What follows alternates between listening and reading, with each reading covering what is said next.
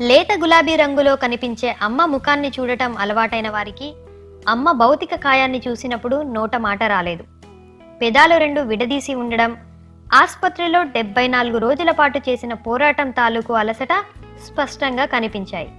వీటితో పాటు అమ్మ బుగ్గ మీద 4 ఘాట్లు పలువురి దృష్టిని విపరీతంగా ఆకర్షిస్తున్నాయి.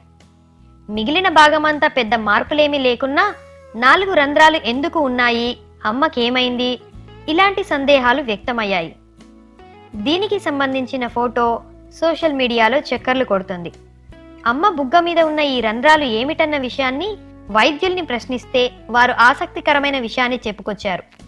ఎవరైనా మరణిస్తే వారి మృతదేహం కొన్ని రోజుల పాటు చెడిపోకుండా, కుళ్ళిపోకుండా ఉండడం కోసం ఎమ్మాలింగ్ చేస్తుంటారు. దేహంలో రకరకాల రసాయనాలు, మందులతో శుద్ధి చేయడంతో పాటు దేహం పాడు కాకుండా జాగ్రత్తలు తీసుకుంటారు. ఇందులో భాగంగా దేహంలోని రక్తాన్ని బయటకు తీసేసి ఆ స్థానంలో రసాయనాన్ని దేహం లోపలికి పంపుతారు. సాధారణంగా ఇలాంటి ప్రక్రియను మెడ వెనుక భాగంలో లేదంటే గజ్జల్లో చేస్తుంటారని చెప్తున్నారు.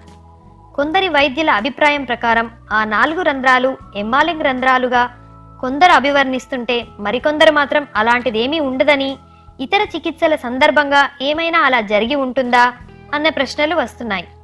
ఏమైనా అమ్మ బుగ్గన ఉన్న 4 రంధ్రాల మిస్టరీ ఇప్పుడు అందరి దృష్టిని ఆకర్షించేలా చేస్తుంది. ఈ వీడియో మీకు నచ్చినట్టయితే లైక్ చేయండి. మరిన్ని వీడియోస్ కోసం సబ్స్క్రైబ్ చేసుకోండి. Thanks for watching.